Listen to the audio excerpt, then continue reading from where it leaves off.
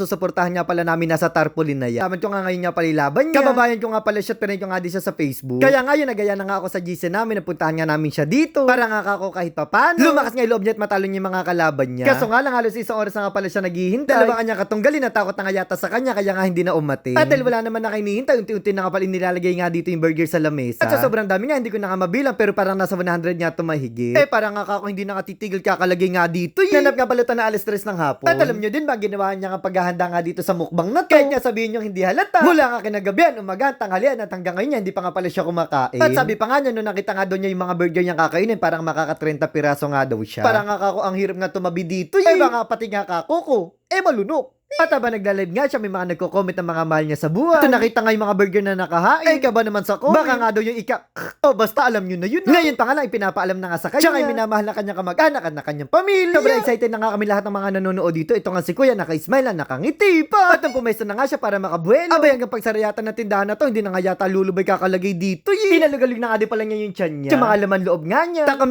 na nga sa mushroom burger. Tapos ito naman si Kuya, nagbibideo nga gamit yung cellphone niyang dikipan. At ito nga, kainan na. Unang kagat, 1 point kaagad. Ngayon pa nga lang habang pinapanood ko nga siya, napabilib niya nga kaagad ako. Yung isang piraso ba naman kasi 4 na subo nga lang yung ginawa niya. Ito na ilunok na nga, ito na nga pala yung pangalawa. Natalo nga niya yung unang record. Kung yung kangina nga 4 na subo. Ito naman ginawa niya nga lang palang 3. At hindi pa nga natatapos doon, ito nga palang pangatlo, ginawa niya nga lang palang 2 hati.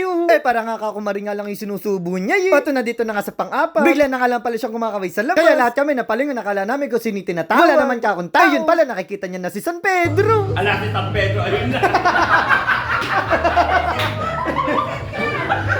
Ito naman tao na parang alam niya na nga din sa sarili niya, ito na nga yung huli. At bago nga lang din pala kangina, magpabang na nga doon ng ambulansya sa labas. Para nga daw sakaling mangyari, isusugod na lang. At yung gusto niya nga din palang panoorin yung buong video nga ng pagkain niya na to, bisitahin niya nga lang pala yung page niya na nasa screen. Napakabigatin niya nga talaga, biruin niyo ba naman? Yung comment niya pala sa live na yun, umabot niya pala ng 8,000. At yung views naman, 200,000 mahigit. Sobrang maaliw ka nga pala sa mga nagko-comment. At sa sobrang dami nga din nag-aalala sa kanya tagmamahal. Napakadami nga pala sa kanya mag-i-sponsor. Tulad niya na sabi ko kanina, puro nga pala siya pahiwati. Kaya yung mga ibibigay nga pala sa kanya, wala na nga siyang po problema. Libre na yung puni parlor niya. May susuot na siya, may magme-make, may hihigaan. At para nga maganda, may mag-aayos pa nga doon sa paligid niya. At unang araw pa nga lang, may magbibigay nga pala ng kukutan kapit tinapay. Tapos sa ikatlong gabi, may pasopas pa nga. May magdodonate nga din pala ng sarili niyang lupa, yung isa lang kakasya. Ididikit nga din pala sa kanya, nakalagay nga din yung pangalan niya kung kailan nga din siya pinanganak. Akala niya doon na natatapusan. No.